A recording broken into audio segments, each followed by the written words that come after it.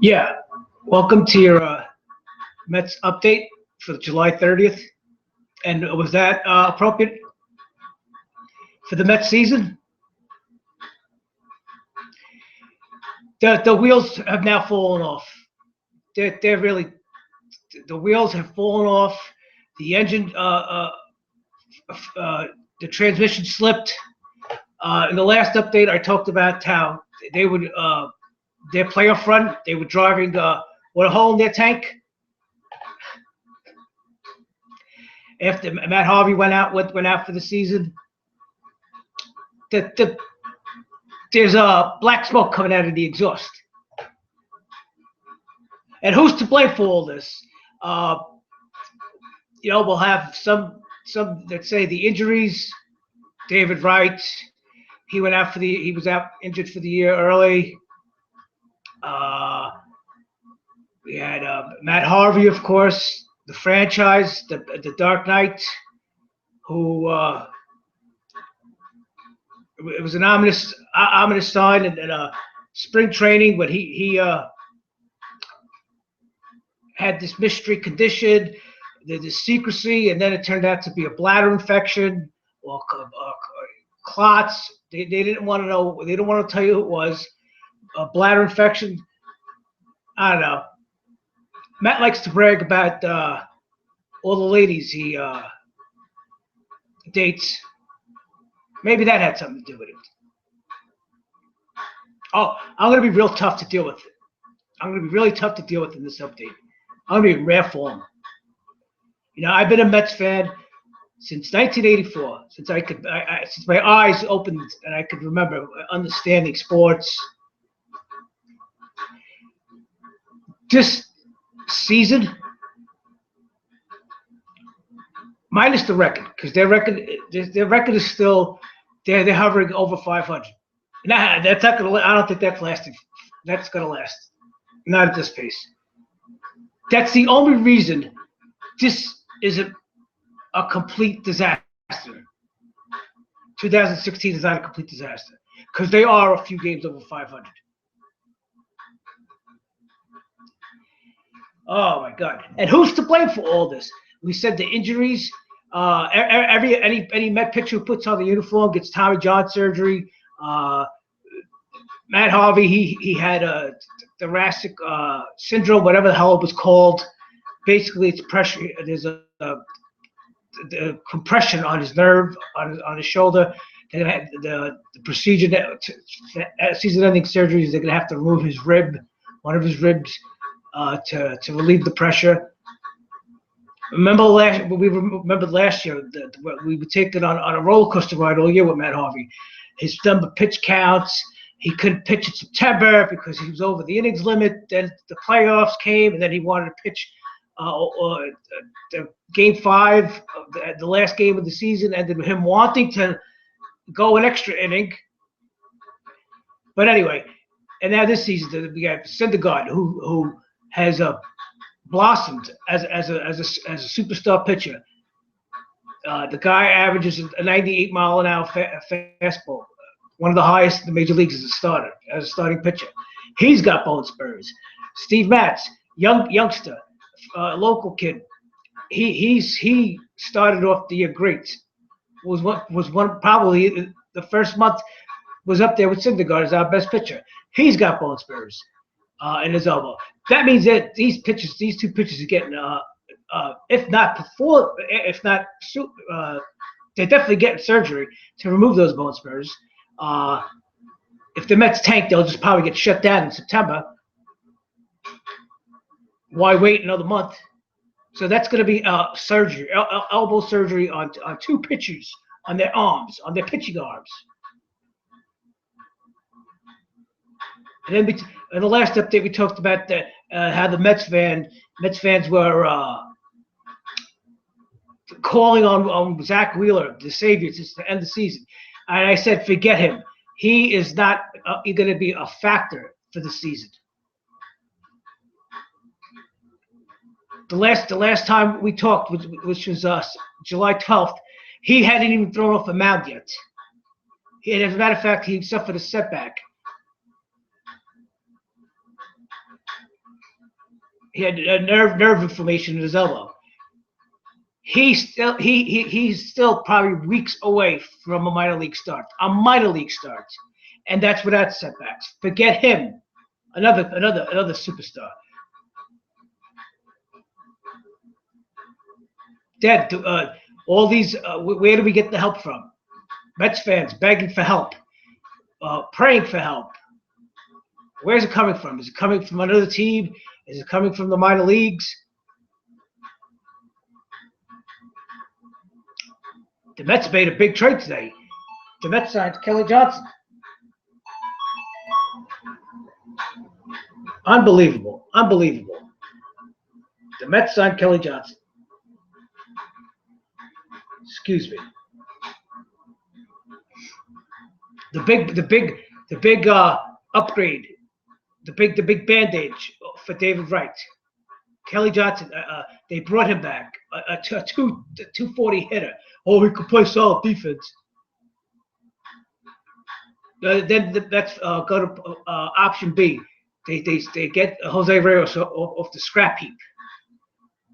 Suspended for domestic violence, injury plagued. He got ran out of Toronto, Miami. The field's a problem for him. It's always something for Jose Reyes. There's always a problem.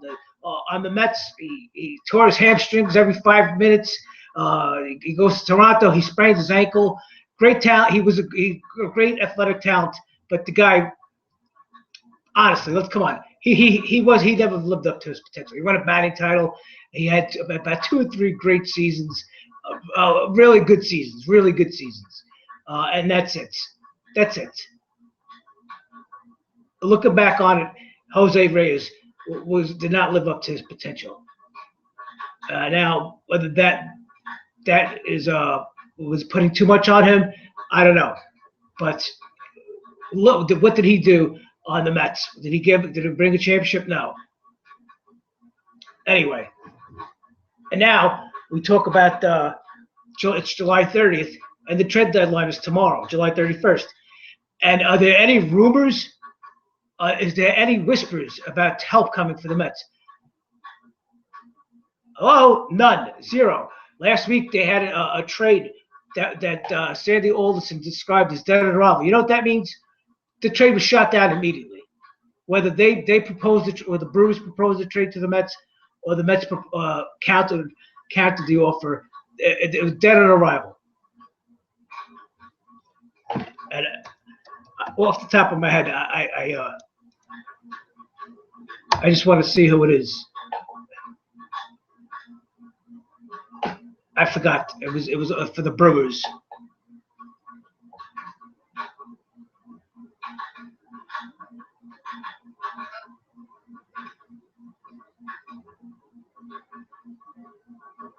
Well, I'll bring it up in a minute. But anyway, dead on arrival. They would. Well, now this is the whole what I really want to bring up in this episode. Who's to blame here? Is it Terry Collins? Is he incompetent? I said last time he looks very overwhelmed. He always seems very overwhelmed with the situation at hand. He's every time reporters ask him a question, it's like national security. He doesn't really know how to answer. It's always we don't know. We're going day to day. Like I said, is he just not letting on? Is he just giving the yearbook answer, the cliche answer to the press? Is it Sandy Alderson's fault, the GM? It's Sandy Alderson. He's been a GM for a long time. He's a well-respected GM in baseball. Has been for the last 25 years. This guy's he's any teams that he's gone on, he's improved. Well, what's going on? What's going on? It's like pushing mountains to make a transaction around here. Any transaction they make is for trash, or they bring up a minor league player. This is a team that went to the World Series last year. You know what? I'm starting to think that was a real lucky run. That was a real lucky run the Mets had last year. Because you look at the team this year and the team before Yoenis Cespedes came last year, it's the same thing. They can't buy a hit. They can't steal a base. They can't get an RBI when it counts. An RBI anytime. All they rely on is their star pitchers to throw a shutout or hold a team to 1 or 2 runs. Look at the records of the Mets starting pitchers. 8-6, 9-5, 8-7. ERAs under 3. Should be better records. Nobody, they didn't get no run supports.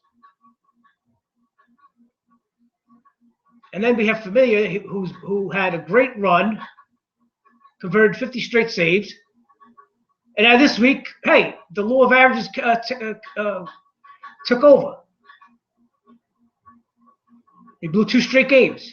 It's not his fault. It's going to happen sooner or later. Just so happened that it's happening at a bad time. Now, who's to blame for this? And if you noticed, I've been defending the Wilpons so far this year with the Murphy. We'll talk about that in a minute. With the decision not to sign D.Murphy, and I defended them. You know, Mets fans have often spewed vitriol towards them that they're cheap. We don't know about that with them with their Bernie Madoff scandal, how they lost so much money and they couldn't make moves. So what does that mean? The Mets are run like a small market team?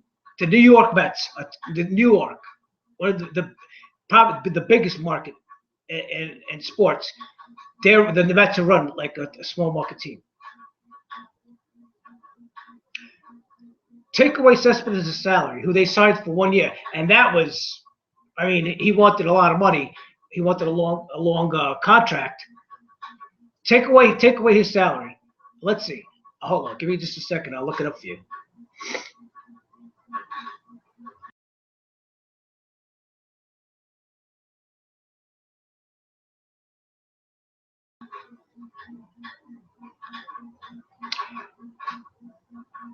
They signed Cespedes this year to 20.8. All right, let's just say 21 million. They have right on the books for 20 million. We know what happened with him. The next guy is Curtis Granderson, 16 million, and then Neil Walker, who they decided to sign from the Pirates for 1 year. Or they let Daniel Murphy go. So you take away Cespedes' contract, Wright's contract, who they had on the books. This team's payroll. I mean, no pitchers are getting paid a lot of money. They're all young.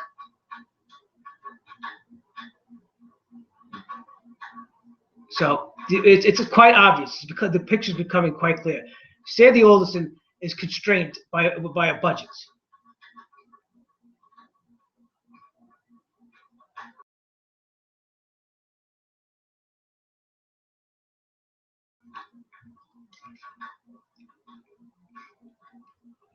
His hands are tied. He can't make moves because he's on a strict budget. He can't go over the budget. And you know, when you're trying to make a trade or make improvements, it's a little hard to do that when your hands are tied. When you have nothing, you can't deal with cash. Now I understand. If I was the owner of the team, I wouldn't want cash being thrown around like it was monopoly money. I don't want to pick up any contracts that are backloaded and with players who won't give value to the team. But these are the defending National League champions with a good chance to still make the playoffs. And now we'll move on to that. With the deadline, are the Mets buyers or sellers? Or are they just going to stand pat and just hope for the best? Hope for whatever happens. Terry, do you know if any help's coming on the way? What's going on? Do you hear anything? Oh, I don't know. Oh, we hear, going day by day.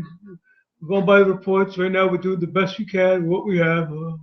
Hopefully, things will turn around, and hopefully the hits will start falling. I've been hearing that for the last 5 years. You take away those two and a half months from 2015 when Cespedes came on the Mets. This is one of the worst hitting offensive lineups in recent history. This year, it's already one of the worst offenses in recent history. With Cespedes, you take him away, this is one of the worst teams hitting-wise. Unreal. Here, I got the stats for you. Runs scored. The Mets in the major leagues, third to last. Batting average in the major league, dead last at .238. Only the mighty Phillies and the Tampa Bay Rays are ahead of them. But they hit a lot of home runs.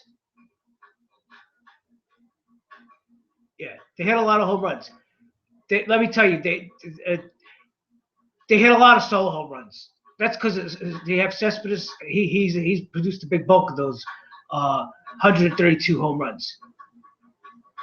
Stolen bases, third to last. These guys can't. They couldn't steal first base. They can't. They can't even get first base. To first base, walk, hit, an error. So now everything is starting to fall apart. Now, if the Mets don't get, even if the Mets get a great pitch game, they still lose 2-1, 4-3. We saw this week, Cespedes hit a dramatic home run, and the wheels fell off. The Rockies came into town. The Mets can't buy a runoff for them. The Rockies. Oh my God, the Rockies. Let's see the Rockies' great pitching staff. ERA. Colorado is 27th out of 30 in ERA. And the Mets can't buy a runoff for them. These guys came in and looked like the 57 Dodgers against the Mets.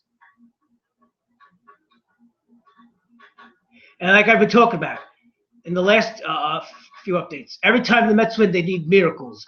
They need these extraordinary things to happen. Bartolo Colon, the 44-year-old starting pitcher, he's got to pitch. He's got to pitch to the 7th, 8th inning, and allowing only 2-3 runs. Miracles, miracles, miracles. Cespedes has got to keep pulling off these extraordinary feats. The one-man army. Wilmer Flores, he gets 6 hits over the 4th of July weekend for the Mets to win.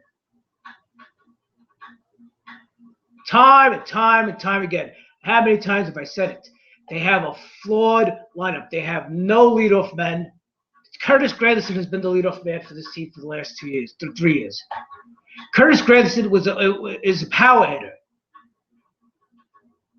He's a power hitter who hits for low average, 250, 260. He's not a leadoff man. Everybody on the Mets is the same.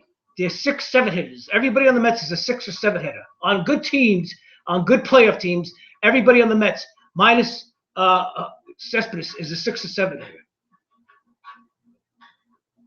Last year, before Cespedes came on, we had at one day, Collins had a lineup with a 150 hitter in the cleanup hole.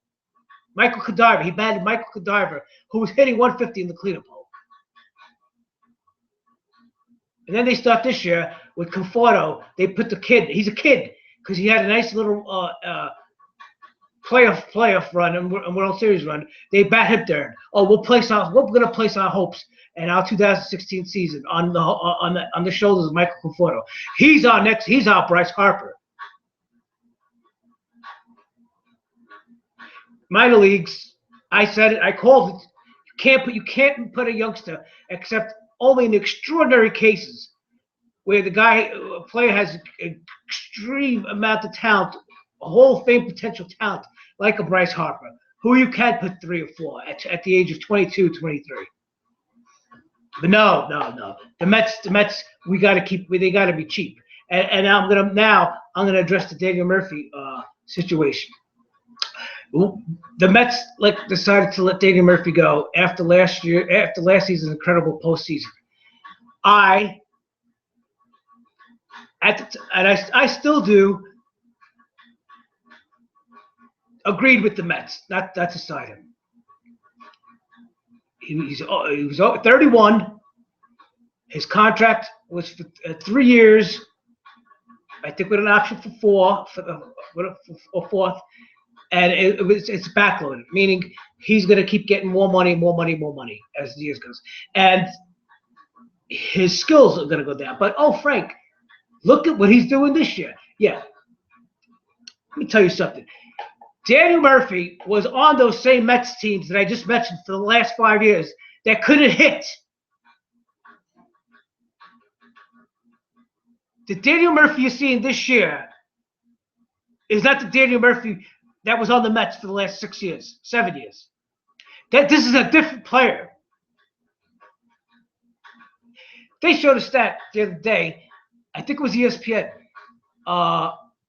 In the last 100 years, they showed players over 30 who had a dramatic improvement. Now, let me tell you this. Now you're going to say, Frank, now you're really pushing it. Minus the players who, in the last 15 to 20 years, who were admitted steroid users or accused steroid users, there's been only 2 players in the last 100 years to make a marked improvement at the age of 30 in the major leagues, like Daniel Murphy has done this year. 2 players. And you know what? I'm not accusing him, but if this was 5 years ago, there would be whispers about PEDs, Daniel Murphy and PEDs. The only reason why I'm not going to say there is no whispers is because supposedly now there's real strict testing in the major leagues. When we've seen that doesn't mean players haven't gotten caught and suspended for PEDs. Look at A-Rod, right? He's the poster boy now. He became he's the face of the steroid scandal in the major leagues. He came off a 1-year suspension, right? My point is, this is unheard of. Just like his postseason last year, where he hit 6, 7 home runs, his production has increased. Whatever he did is in statistics they have the outlier. He is all the way at the very end. He is at the 5%, the 2%. Meaning what he does falls into the 2%, 2 to 5% category. So hindsight bias, we could blame the Mets all they want. You hear the Franceses who agree with me, and I agree with him. If you've been watching the Mets, Daniel Murphy was a horrible defensive player. He had no position. The only reason why he found his way into the lineup, they would stick him at third base, first base, second base, left field, because he is what is known in baseball as a professional hitter. He's a very good professional hitter. meaning he hits. He could get hits. He could get singles. He could get doubles. But with the Mets, he never showed any power. Okay, I'm gonna again. I'll do it again. I'm gonna bring up his stats. His first year was 2008. We won't count that. That was not a full year. 2009, his first full year, 12 and 63. He had 266, 1263. 2011, hit 320, 6 homers and 49 RBIs, and 423 at bats. Okay, his power went down, but his average went up. 2013, he had 286 with 13 homers and 78 RBIs and 697 at bats. That's a lot of at bats. Okay, that's a total. His ops, he hit 7. His ops was 733.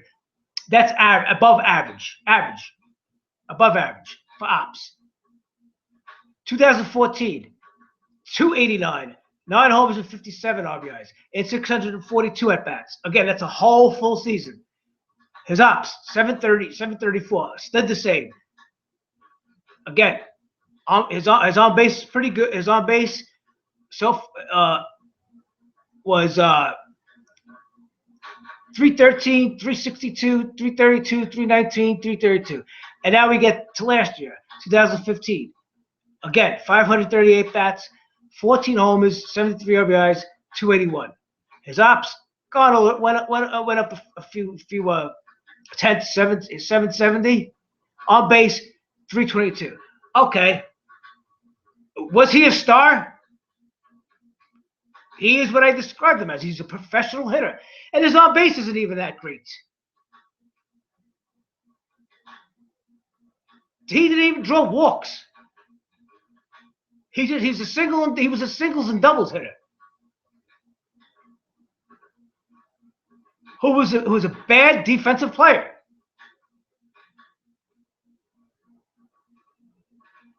And you take away 2013 where he stole 23 out of 26 bases. The guy averages single. He can't steal bases. In 2013, he had 92 runs scored. That was his best year probably. Overall year besides this year. Doesn't score runs. He doesn't score runs.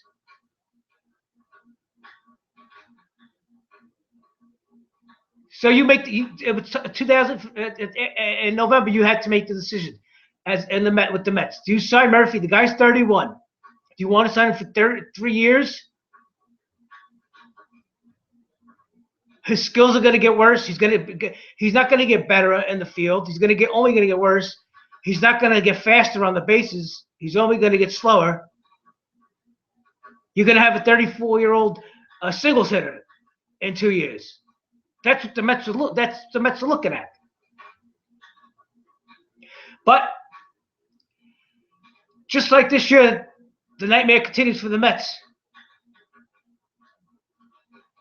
Daniel Murphy is right now, if the season ended today, he's the National League MVP. Hands down. Hands down. He'd probably get 90% of the vote. I'll read you the stats. So far, he leads the league in batting average at 351. He leads the league in slugging percentage at 622. He leads the league in ops at 1.012. He leads the league in doubles. He leads the league in hits. And he's got 20 homers and 76 RBIs. Basically career highs already with probably another 220 at-bats to go. He has 405 at-bats. So figure he's going to get close to 30 home runs, 100 RBIs, and he's probably going to hit 340. Is that the Daniel Murphy, the same Daniel Murphy that I just described with the Mets? No. Oh, and he's okay. All right. He hasn't been a complete flop at second base for the Nationals this year. Okay, we'll give you that. But then you say, oh, Frank, well, what about Neil Walker? Neil Walker, you said he was an upgrade. Neil Walker was an upgrade. Yeah, On the field, Neil Walker is a tremendous upgrade. And if you looked at Neil Walker's stats with the Pirates, they were comparable to Murphy with Murphy's stats with the Mets. Murphy's Neil Walker is hitting his average has slipped. He's hitting 253. He's got 16 homers and 41 RBIs. All right, so the only really he's on pace. That's the Neil Walker that he's always been. He hits about 20 homers, about 65 to 75 RBIs, and he hits 260. But he's a very good defensive player. And the Mets, the Mets are on the hook for only 1 year. And then supposedly we got Dilson Herrera coming up from the minor leagues, the next savior. So the Mets really, in hindsight, yeah, the nightmare continues. They made the right choice in November 2015. They made the logical baseball choice of not signing a player, a singles doubles hitter with bad defense, who's bad at defense and can't steal and can't run, till a 3-year contract. And now you're saying, oh, Frank, the Wilpons are cheap. Neil Walker's making $10 million, Murphy's making $8 million. Okay, you're right, but it's backloaded, and I have it right here in front of me. You can go to Spotrac.com. It lists the stats. Danny Murphy's on the books this year for $8 million. Next year's $12 million, and in 2018 is $17.5 million. And I guarantee you, that contract will be in the American League. He's going to be DHing somewhere. Maybe I'm wrong. I don't know. I can't. The Murphy I've seen, I can't see Murphy being still being a second baseman in 3 years at the age of 34. If he hits like this, yeah, I guess they'll stick him anywhere. They'll put him at first base because he's hitting like he's hitting like an MVP. If he keeps hitting like an MVP, hey, you could hit. That erases a lot of mistakes. Always has. You look at some of your best sluggers, some of your best hitters in history. They weren't really that good defensive players or couldn't run. They don't have to run. They don't have to steal bases. They could hit home runs. They could hit 325 and drive in 120 RBIs. But so enough of this. Listen, it's not the Mets' fault, Daniel Murphy. What's happening with Daniel Murphy is something extraordinary. Okay, if Daniel Murphy was hitting 290 with 7 home runs and 40 RBIs, we wouldn't be talking about it. And what you think if the Mets would have signed Daniel Murphy, we'd be leading the division right now? I don't know. Do you think he might have broke his leg and been out for the season with what's going on with the Mets this year? Well, God forbid, it's a good thing the Mets didn't sign him. Otherwise, he might be hitting 215 with the Mets. And then you have fans saying, "Oh, it's Citi Field. Citi Field's not a hitter's park." The other teams that come to Citi Field don't have a problem hitting here. That's been another whisper apology for Mets fans since the Mets moved from Shea to Citi Field. Oh, Citi Field is not a hitter's park. Other teams come in here and don't have a problem hitting home runs, scoring 6 runs, 7 runs. It's only a problem for the Mets. But anyway, and again, as much as this nightmare season continues, the Mets as right now they're losing tonight. They're home to Colorado. They're losing 7-2, so it looks like they're going to be at 53-50. They're sliding. They're sliding. The Cubs, Nationals, and Giants have the first of the division leaders, and the 2 wildcard teams are the Dodgers and St. Louis. Miami trail, the Marlins trail the Cardinals by a game, and the Mets trail the Cardinals by 2.5 games. And after tonight, who knows? It could be even worse. Is that insurmountable? No. But listen, the wild card, when we start falling behind 2, 3, 4 teams, it gets, even though you're 2 or 3 games back and it doesn't seem like a lot, it starts getting difficult because now you have to hope this team loses to that team and that team loses. It's hard because one team loses and one team wins, and it's hard to jump over teams. It becomes hard to jump over teams. So I don't know. We'll see tomorrow what happens. I don't expect nothing major. I really don't know. I don't have the answers. You know what? I'm not paid to have the answers. The Wilpons don't pay me, and they don't pay us to have the answers. But as fans, we want to know: are they buyers or sellers? And you know, if they're not going to trade Cespedes because that Citi Field will be deserted for the rest of the year. Deserted. They'll be lucky to get 10,000 fans in there if Cespedes is traded, unless they bring back a few exciting prospects or somebody else. Who knows? But how much value you get for Cespedes? He's a rental player. At best, you're getting top prospects, blue chippers from somebody. You're not getting a major league star for him. He's a rental player. There's no guarantee he's going to sign. So that's it. And, I'm going to end it there. If anything major happens tomorrow at the deadline, I'll make another. I'll upload another video. But for now, it doesn't look good. It doesn't look good. Thank you. Enjoy and like.